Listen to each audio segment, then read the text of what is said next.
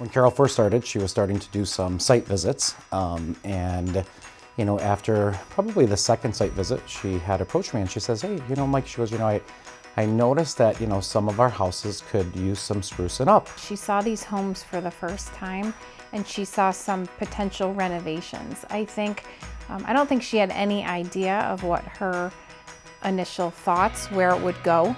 I think they started with some nice to have renovations and turned out to be much more than that.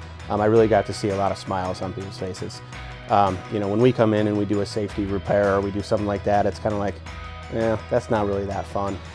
But when we come in and put in a brand new kitchen or a deck or a new renovated bathroom, you really see smiles on people's faces. You really see the excitement about the project. It started smaller and ended with much greater success than ever planned. A few months ago, the residential leadership team did present to Tracy and I a proposal in regards to the possibility of flip-flopping, if you will, two of our homes, both at Everett and Farmbrook. Yeah, to be honest, one of our senior administrators had the idea, and I kind of looked at her at first like, "You want to do what?" She was proposing to actually swap people living in one house to another.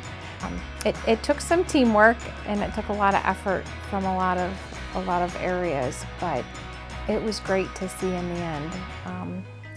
And with some transition, I think all have settled in nicely to their new environment, and nobody needed to look for a placement outside of the Arc of Monroe.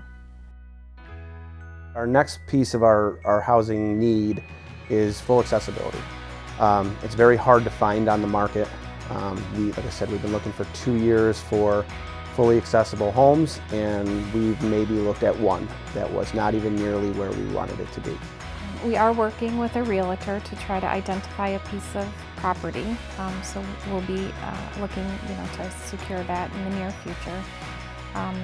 And we have great collaborations trying to build this at the most reasonable price possible. But we're gonna need some money. What we're looking for is a partnership with the community again, to go back to what was so successful in the past, where we work very hard internally to secure grant opportunities, and we partner with our community to help close that gap for us. So again, going back to the call of action, right, to go ahead and build this ranch-style home, right, will not only meet the needs of the people we support today, but well into the future.